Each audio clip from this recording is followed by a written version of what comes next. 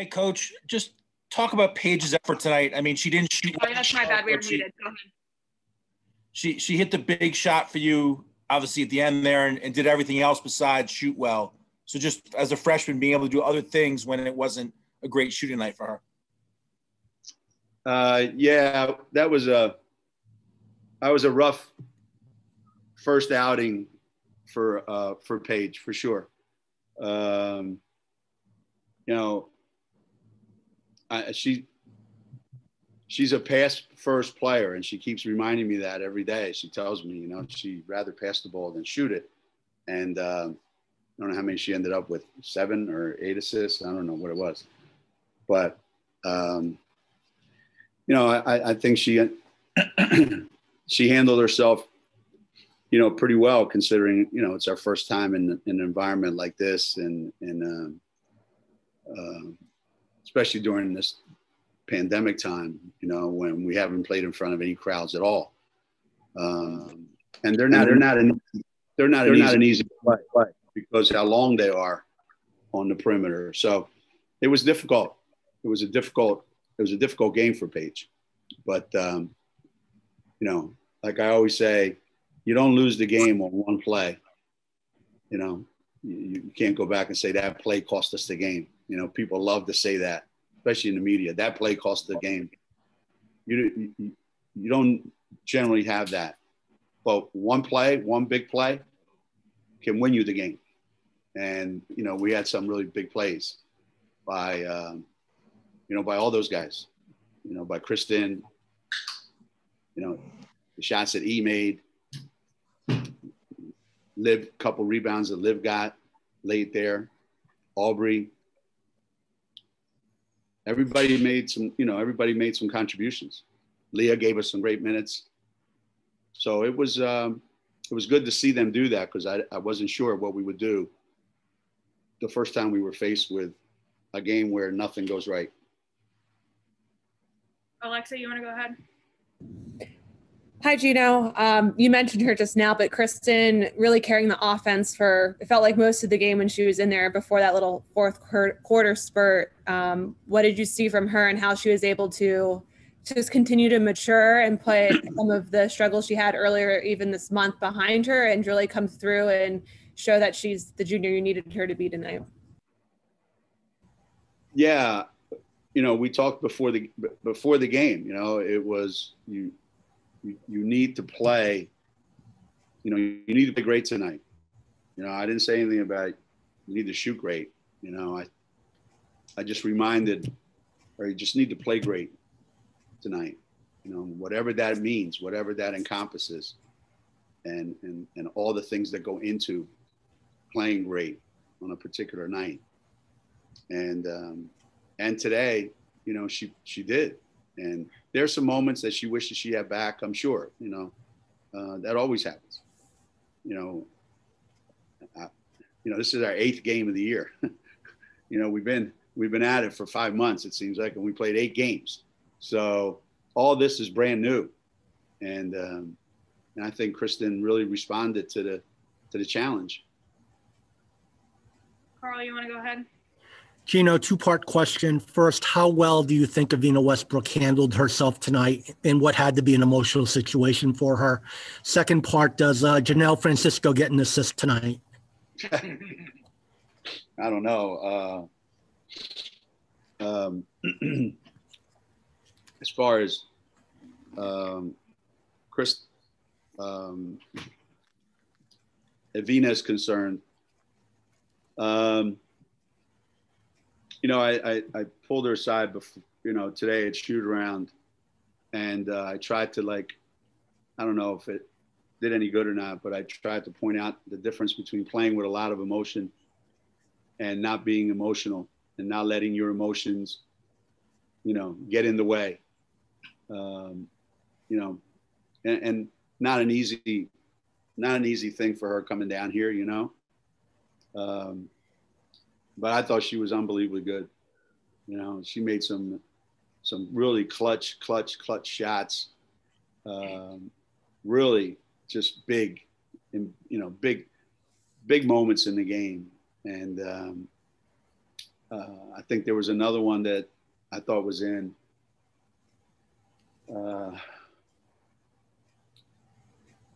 Couldn't have been easy coming back here. Never is when a kid, goes back to where they were playing before. But I couldn't have asked her to play any better, for sure. Mike Anthony, you want to go ahead? Thanks. Hey, Geno. Hey. What did you think about how things were going through three quarters, and how important was it for you to see this group ultimately persevere through something like this? Like you talked about, this is something freshmen have never seen. It's also something upperclassmen hadn't seen in a long time. Yeah. I don't think you can point to one thing in most of the three quarters tonight that you would say, Connecticut did a really good job there. I don't think we rebounded the ball well. I don't think we ran any semblance of offense. We certainly didn't shoot the ball well. We didn't make free throws. I can't think of one thing that we did well those first three quarters. We just hung around.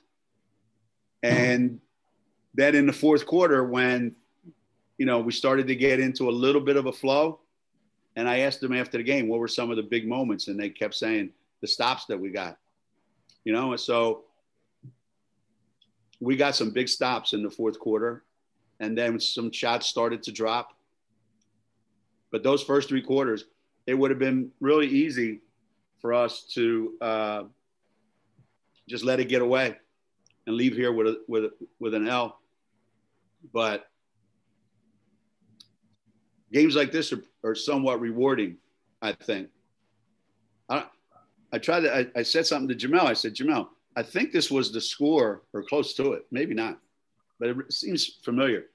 When we came down here for the very first time in December of 95. And it was the same kind of game. We just grind it out, not make shots, and just make a couple big plays at the end. And it's easy to win when everything's going right. It's easy to win when every shot, when it feels like you're shooting it into the ocean. Winning when nothing's going right. Those 11 free throws, that we missed. That's just, they make something that shouldn't be as difficult, exceptionally difficult. So maybe that's what you have to do to learn how to grind it out. And a lot of your misses, did you feel like they were good shots? It seemed like you had some players miss some shots that they ordinarily would make. So were segments of this game kind of a situation where you were playing well, just not necessarily shooting well? Well, I think every shot we took in the first half was a really, really good shot.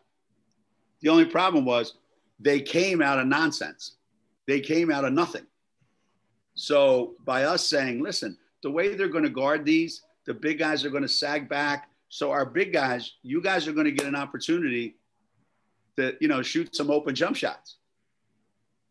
Well, I didn't know that they thought that meant I ain't screening, I ain't cutting, I ain't passing it to anybody. I'm just going to stand here and do what coach said. I'm going to shoot open jump shots. They forget the other three things that I said that would lead up to that shot. So were they open shots? Yes, wide open. Wide open. I just didn't like the way we were going about getting them. And the fourth quarter, more people touched the ball. Thanks. Joyce. Yeah, Geno, we talked about in the pregame show about rebounding being such a big factor tonight. You turn out to be just -4. The offensive rebounds -3, but second chance points just 12, 11. Obviously, a lot of those came in the later stages of the game, but just to stay close with them on the boards, I imagine you have to be pretty proud of your group. Yeah, I'm not happy with the way we rebound. We're not very big to begin with, and two, we don't really think it's a big deal, So I'm not crazy about our rebounding, but for us to be only -4, and give up the size that we were giving up at every position. I think they were taller than us at every single position. So we still found a way. But I don't know that I want to go through a whole season like that. That's for sure. Doug Bonjour.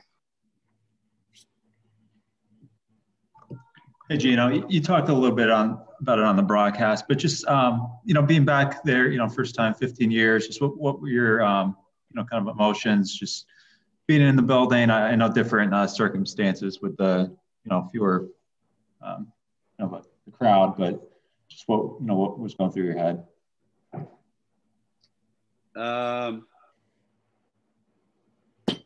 I mean, a lot of times when we come down here in the past, we knew we were playing a great team, but I also knew I was coming down here with a great team. So there was like this, big title fight atmosphere to it. And there was going to be 24,000 people in the stands. So when I walked in today for shoot around and then for the game, it didn't have that feel. You saw the game. I mean, there was games where it's like 85, 80, it just didn't have that same feel for whatever reason. So, I didn't really think a lot about anything other than this is going to be different. This is going to be different. Plus, I have COVID brain. Like I'm going to be 67 in March. And in addition to all the other things that comes with being 67, I think I have COVID brain. I don't feel anything about anything anymore. I show up, host the team, let's play. Let's hope we play great. Let's go home. I'm going to have a glass of wine on the plane. I'm going to feel really good about that. Michelle Vocal. Yeah, Coach, for one thing, you do have a good memory on that first score. The first time you went to Knoxville, it was a 6-point game. It was 59-53. So congrats on that. That was a long time Really? ago. It was a 6-point game? Yes, it was. Yeah. January of 96. And I remember, I think Amy Duran made this huge shot from the corner. Jamel Elliott made a great play. I remember specific plays about it, but when the game ended, I said to Jamel, I said, I think that was the same score. So it's funny what you do remember. I couldn't remember this play I was drawing up, though, in the first half, but I can remember that. I wanted to ask about you talking about making sort of the big plays, even in a game where maybe you were struggling on certain things. Did you feel like some of the turnovers that you guys got, especially were key, and some of the points you got off turnovers, that was really one of the keys in the fourth quarter? Yeah. We really didn't execute great. We put them in position to get back in the game because we did a couple bizarre things. But on the defensive end, we started to get a little more active. We were a little more engaged. We probably played more zone than we played this year, simply because of their size, and we just couldn't guard a couple of them. And we were pretty active in that zone, and there was a couple loose balls that we got. And then, like Aubrey running down for that, that breakaway, and we got a layup for, and then Paige and Kristen on a break. So there was a lot of good stuff coming out of our defense in that fourth quarter. And that's what, you're supposed to do if you're a good team. When the ball's not going in, you're struggling offensively, you got to get something off your defense. Thank you. They're just so hard to play against, man. They're just so big. They're so big. So big. God. Thanks, Coach. Charlotte, you want to go ahead? Hi, Geno. Kind of to follow up on the size question, what you saw from Aaliyah tonight in her first big matchup like this, and how you thought she handled herself, especially when Olivia went to the bench early and Aubrey got in some foul trouble? Well, Aaliyah Edwards gave us some great minutes. I mean, awesome minutes. Because physically she can handle that their size, and physically she can handle herself around the basket. Being young, she's still not sure of certain things. You know, she made a couple foul line jump shots. You know, she scored on a cut in the lane. There were a lot of good things that Aaliyah did, and we really did need them. You know, we played a pretty good stretch when Kristen was on the bench with 2 fouls in the first half, and Livia had gotten whacked, and she was on the bench. So that group gave us some really, really good minutes to go in at halftime. You know, what, down 1, something like that. Jeff Jacobs. Hey, Geno, a couple questions. One on a general context. Did you expect to have to go to a 2-3 zone as much as you did tonight, or how'd that run for you? And the other one was when Paige came out, sort of Willis Reed style there after she got taped up, she looked like she hit you on the side and said, I want in right now, but you didn't put her in right away. And then you did put her in the next sequence. Just talk about that. Yeah, we knew coming in that we were going to have to play some 2-3 zone. We didn't know how much. So I think we did end up playing a little more than we had anticipated, for sure. But it ended up being really good for us. And, you know, D Rose looking down on us somewhere going, I told you should play more 2-3 zone. So God bless you. When Paige sprained her ankle and she came out, we got a sub in. You know, she wanted to go back in. I wasn't sure. I wasn't completely sure yet. And she basically said, you know, put me back in. And the other coaches were yelling, put her back in. So, you know, it was a no-brainer, really. I mean, she was going to go back in. If she could, I mean, if she got the okay to go. You know, the one thing I keep reiterating this all the time. If Paige ever becomes a little more selfish, I think we'll be a much better team. So I'm glad she didn't pass up that open 3 that she had. So that was pretty big. Oh, I thought it was huge. I thought, what did you, I mean, after a freshman, you know, I'm watching on social media and people are going, oh, this is a Taurasi game, you know, from the Final Four. And all of a sudden there's a freshman who's missed a lot of shots and bang, she hits that one in the last minute there. That was onions, I think Mr. Rafferty would call it, huh? That's good.